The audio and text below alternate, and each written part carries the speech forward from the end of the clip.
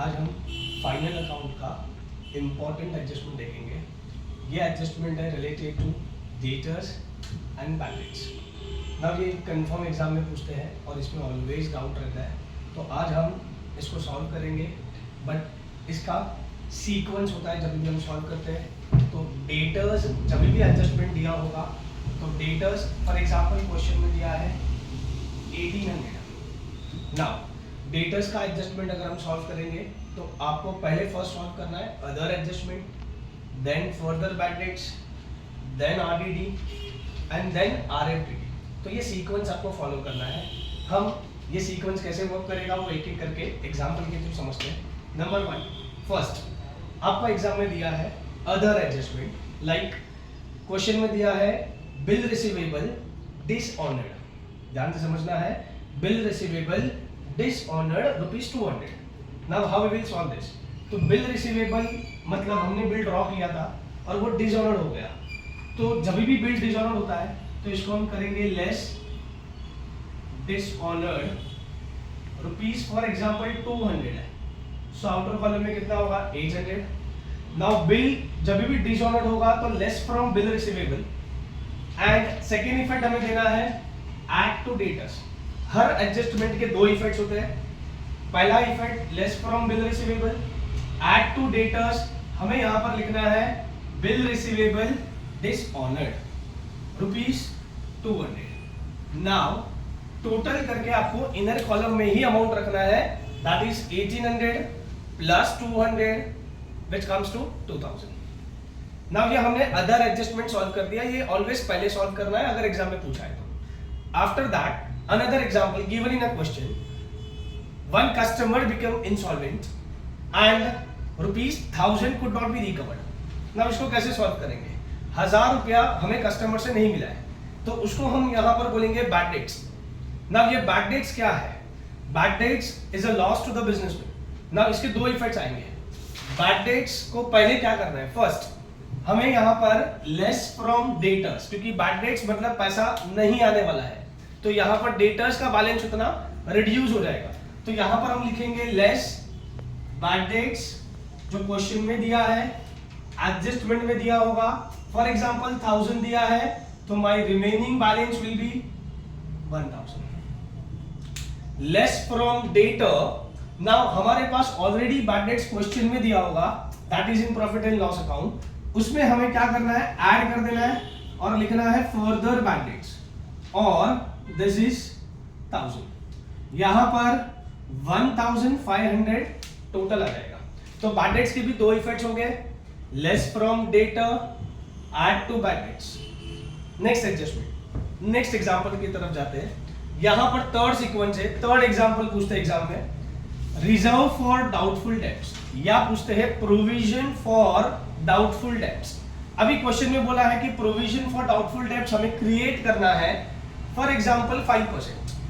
तो यहां पर हमें क्या करना है 5% या तो 10%, कुछ भी बोल सकते हैं। हम यहां पर एग्जाम्पल लेते हैं 10%। तो यहां पर क्या करना है कि 1000 में से आपको और सर्टेन परसेंटेज रिजर्व रखना है, दैट इज आरडीडी। आरडीडी का मतलब होता है रिजर्व फॉर डाउटफुल डेट्स। इसको आरबीडीडी भी बोल सकते हो, reserve for bad and doubtful debts. Now for example if it is given in a question 10%। Now ये जो 10% है आपको यहां पर बैलेंस पे लेना है। ये 10% भूलना नहीं है, ये 10% after doing bad debts. Bad debts के बाद जो आपके पास बैलेंस है 1000, उसके ऊपर 10% आएगा, that comes to for example 100। तो यहां पर रिमेनिंग बैलेंस बचेगा 900। नाउ ये रिजर्व हमने रखा है कि इतना पैसा नहीं आएगा, that is given in the form of percentage. I am repeating, इसको हम बोल सकते हैं new RDD. Less from debtor, once again इसका इफेक्ट होगा ऐड टू बैड डेट्स। तो यहां पर क्या करेंगे, रिजर्व फॉर डाउटफुल डेट्स को बैड डेट्स में ऐड कर देंगे। नाउ यहां पर आएगा ये 100, दिस विल बी 1600। नाउ इसके दो effects, less from debtor, add to bad debts. Now जैसे ये आरडीडी एडजस्टमेंट में दिया होता है, वैसे एक और आरडीडी होता है, that is reserve for doubtful dates, which is given in a trial balance. Now जब भी हम सम सॉल्व करते हैं तो क्वेश्चन में ट्रायल बैलेंस में क्रेडिट कॉलम में दिया होता है। नाउ जब भी ये क्रेडिट कॉलम में दिया है तो उसको हमें ट्रीट करना है प्रीवियस ईयर का आरडीडी, दैट मींस यहां पर उसको हमें क्या लिखना है, ओल्ड आरडीडी। और ये ओल्ड आरडीडी जो है उसको हमें क्या करना है, माइनस कर देना है ना। ये ओल्ड आरडीडी यहां पर माइनस हो जाएगा। फॉर एग्जांपल अगर क्वेश्चन में 100 रुपीज दिया तो ये लेस करके अमाउंट आउटर कॉलम में आएगा 1500। नाउ ये जो 100 का जो आरडीडी है जो ट्रायल बैलेंस में दिया था उसका ऑलवेज एक इफेक्ट आता है, बिकॉज ट्रायल बैलेंस में से जब हम पोस्टिंग करते हैं तब ऑलवेज एक इफेक्ट होगा, और जब हम एडजस्टमेंट से करेंगे तब ऑलवेज एडजस्टमेंट के दो इफेक्ट्स रहेंगे। तो यहां पर हमने ओल्ड आरडीडी का एक इफेक्ट दे दिया, less from bad debts, but that is also after doing further bad debts, new RDD and then we will write old RDD. Now last example, last sequence of the data, यहां पर एक और adjustment पूछते हैं, that is reserve for discount on debtors.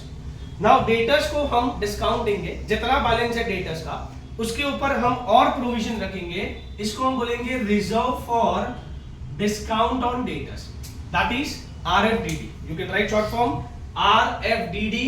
For example अगर ये question में दिया है 10%, तो इसको हमें 10% लेना है। नाउ ये 10% भी किसका आएगा, आफ्टर डूइंग न्यू आरडीडी, मतलब जो आपके पास बैलेंस बचता है 900 उस पे आपको 10% लेना है और आउटर कॉलम में आएगा 810। नाउ यही 90 का सेकेंड इफेक्ट अगर आप ध्यान से सोचोगे तो डेटर्स को हमने डिस्काउंट दिया तो एक इफेक्ट डेटर्स में से माइनस हो जाएगा, और सेकेंड इफेक्ट जो डिस्काउंट ऑलरेडी क्वेश्चन में दिया है that is P&L debit side, वो डिस्काउंट अलाउड होता है। तो जितना हम डेटर्स को डिस्काउंट देंगे उतना हमारा डिस्काउंट एक्सपेंस यहां पर दिखेगा। तो ये डिस्काउंट जो ऑलरेडी क्वेश्चन में दिया है उसमें हमें RFDD क्या करना है, ऐड कर देना है। टोटल यहां पर 90 ऐड कर देंगे और जो टोटल है वो 590 हम आउटर कॉलम में प्लेस करेंगे। नाउ यही तरीके से डेटर्स के सभी एडजस्टमेंट्स हमने सॉल्व कर दिए। तो यहां पर पहला other, then further bad debts, then new RDD, then RFDD। तो ये सीक्वेंस आपको फॉलो करना है और उसके बाद amount total will be in the